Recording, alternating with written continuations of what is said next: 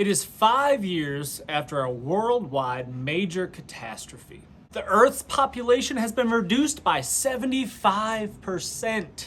Most of the major cities of the world have been abandoned and left in ruins. You and a small group of your closest family and friends live in a small community outside of what used to be Charleston, South Carolina.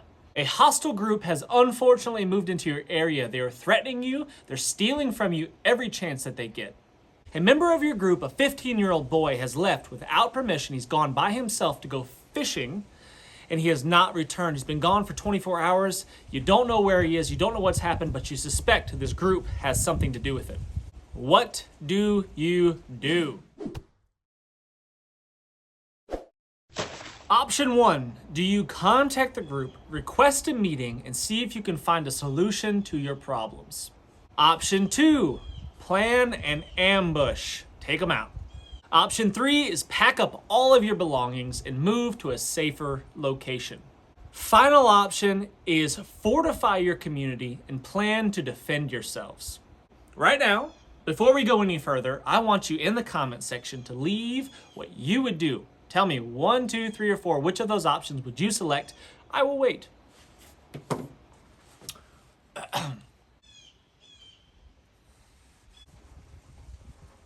Now that you've had your chance to make your selection, let's talk about each of those options and figure out what we might do. I really enjoy these types of survival scenarios. Sure, this one's a little bit out there. I get it, but it's still fun and something that, potentially could be in our future. We just don't know. So it's fun to talk about these things and think about them beforehand. First option was to reach out to this group, plan some sort of meeting on neutral turf where you can hash this thing out, figure out a solution to your problem, maybe get to the bottom of the problem and see if there's a way we can work this thing out, figure out what happened to that 15-year-old boy. Now, I think this is the, I don't know what you call it, I guess the diplomatic solution. And yeah, I mean, this would be great if this would work, but if the group is already showing signs of being hostile, you suspect them of kidnapping one of yours, the chances of them agreeing to do a meeting like this are probably slim. And I would be very suspicious of a meeting like this because this just might be an ambush that you're walking into. It's hard to say. It's really, really difficult to say, but I think in this situation, I think all of us would be very untrusting of a group like this, and planning a meeting like this is just going to be, I don't know, it's going to be risky, I'd say at best. But it'd be nice if you could just talk about your problems and work things out, but unfortunately that's not always the case. Planning an ambush, lying in wait, having the high ground, the definite strategic tactical advantage, and then taking as many of these individuals out as possible. That is definitely an option.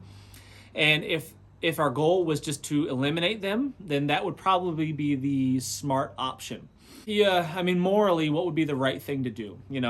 Why is this group being hostile in the first place? These are things that we'd have to think about and consider and weigh out our options. Is it a legitimate thing? Do we really think that they have something to do with our 15-year-old being missing? Or is this 15-year-old just missing because he's, being a 15-year-old boy? I don't think there's an acceptable number of casualties that you'd be willing to accept in this type of situation. I know a lot of you out there are probably going to say, there's an acceptable amount of casualties, but if it's your family and you're really, really close friends, I don't think any casualties are acceptable. And are we willing to risk that? We've already lost a 15-year-old boy potentially. Are we willing to risk a loss of more? I don't know. Is it worth it? Is the juice worth the squeeze in this situation? Now, the third option was to pack up all your supplies, all your belongings, and head off to a safer location and just avoid the problem altogether. If this hostile group is moving in, they clearly want what you have.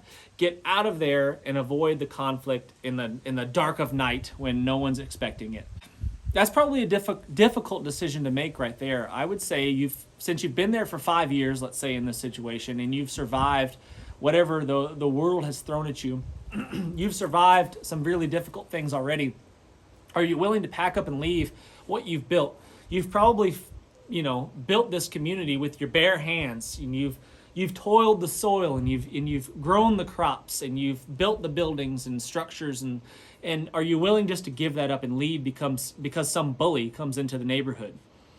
I don't know. I'd be really hesitant to do that. Really hesitant. Depends on how big the threat was, I would say.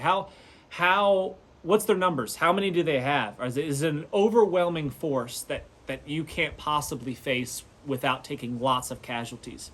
I don't know. Last option is to fortify your community. Build that thing up. Build your walls. Make them as strong and as impenetrable as possible. Arm up and plan to defend yourselves. That's the one I lean towards. That's probably what I would be doing. I mean, obviously, we'd be doing sort of a combination of all this probably in this situation, but if you just had to pick one of these options, that's probably the smartest one is fortify up. You know that there's a threat out there. They've possibly kidnapped one of yours, killed one of yours, who knows? And if they've done that once, they might be willing to do it again.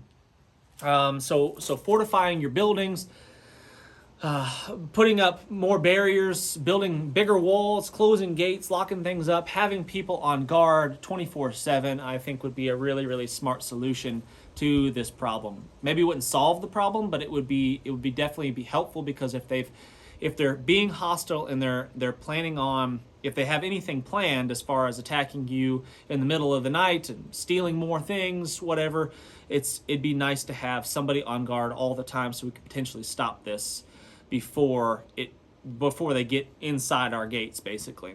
4,500 votes on this one.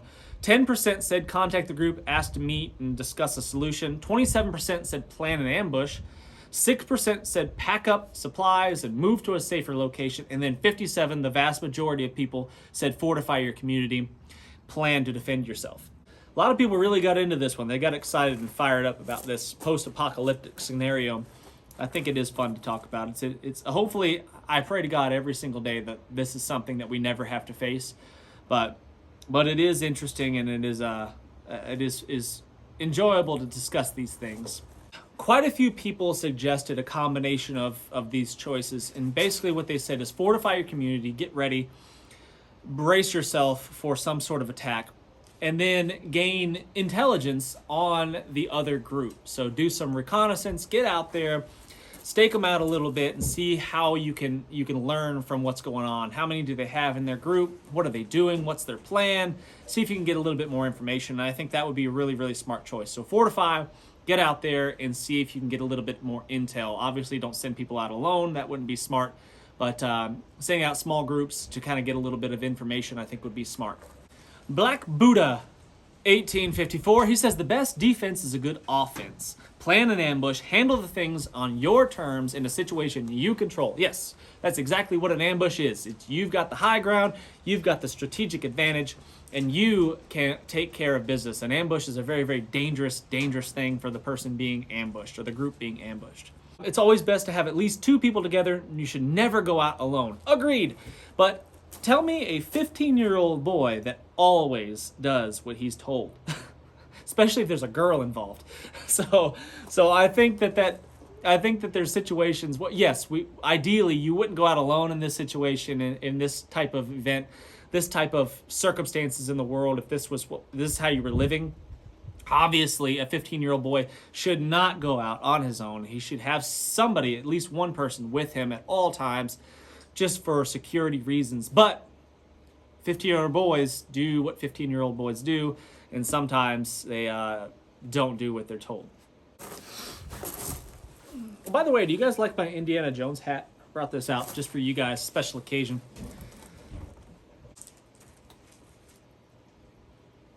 No, keep it on your head when you're videotaping. Okay. Sir Shade 22-2 says, recon, find a high value target, then hit the group with an ambush, take a hostage of that high value target, I guess. Contact the group afterwards and use them as leverage to find out what happened to the boy. Set up a trade if they had kidnapped him. So I think that this is an interesting solution, but what if this group doesn't have anything to do with the 15-year-old boy being missing, and you have now kidnapped one of theirs? They're already hostile. They're probably going to be pissed that you've done this. I'm not saying it's a bad idea. I'm just saying it could potentially have really bad consequences. Josh Gaskin says, strike first, strike hard, no mercy. Getting after it, Josh. You know, I think it's fun to discuss these topics, and I think it's interesting, and I think it can be beneficial to kind of think about solutions to problems that haven't occurred yet. But if you really put yourself in this position, this is a dangerous position. And then, are you willing to risk the lives of your loved ones, your wife, your kids? Are you willing to make some of these decisions for real? It's easy to talk a big game. It's easy to say, oh yeah, we'd ambush them and we'd do this and we'd take a hostage and we'd do all, yeah. In real life, we all want to be the hero of our own story. We all imagine ourselves in the gunfight, and we're the ones throwing down the lead, and we're judo chopping the bad guys and taking out sentries and stuff. And we don't think about the bullets coming back at us and possibly hitting us, or our son or our daughter right here next to us in the house. And we don't talk about that kind of stuff. We don't think about that kind of stuff. But that's real. I mean, that's real. Every decision that you'd make in this situation would have life-altering consequences. I think that we have to really consider, and like I said before, I don't think there's any acceptable amount of casualties. It's not like, a world war where the army just accepts this number of casualties. It's just they accept that that's going to happen. It's not like that for you and your family. There's no amount of casualties that is acceptable for me. M3186 says, if you've made it 5 years, you've likely already reinforced and stabilized your community, and it's already hardened. And it's going to be difficult for people to get into because you probably faced something like this before. And that's probably true. If you've survived 5 years after this major event and the population has decreased by 75%, people are desperate. People are making rash decisions. They are stealing. They are pillaging. It is a difficult place to live. And most likely you've already done what needs to be done to your community to make it hard and make it difficult for people to get in there and take what they want. That's not saying that people won't continue to try, but you've probably already fortified your community to some degree. Maybe you've gone, maybe it's the first few years are really tough, but then you've gone a year or so in relative peace and harmony, and you haven't had to deal with a lot of this, and then suddenly it gets amped up again by this intruding group that's causing problems. I don't know. Musically Inclined says, defend your community, send out a spy and see if you can get some intel on the boy, see if you can spot the boy, see if they've got him in custody, that kind of thing. And I think that's probably a smart choice. Paul Paradise 66 says, do unto others before they do unto you. Yeah. All right. Several comments on guerrilla tactics, hit and run kind of tactics, taking one or two of them at a time and just kind of picking them off one by one to eliminate the threat slowly but surely. And yes, that's an effective strategy for sure. Now, I think it's enjoyable to talk about these subjects. I think it's enjoyable to think about these scenarios. But really, this was real life for people, let's say, in the Middle Ages in Europe. The Vikings would regularly raid small rural communities. They would steal, they would rape, they would pillage, they would kidnap people and sell them in the slave trade. This was real life. That happened to people, and this was a threat that they had to deal with. We currently live in a very comfortable, relatively easy time in history. Life is really good, despite what you see on the news and all the hardships and problems that are going on around the world. We live in a very good time in history, all things considered. We need to enjoy it, we need to cherish it, and we need to protect our current way of life. If we don't embrace how good we have it, and if we don't fight to protect what we have, the Vikings could come back. And nobody wants that. Thanks for watching, friends. Can't wait to see you on the next one. Hit that thumbs up and subscribe if you haven't done so already.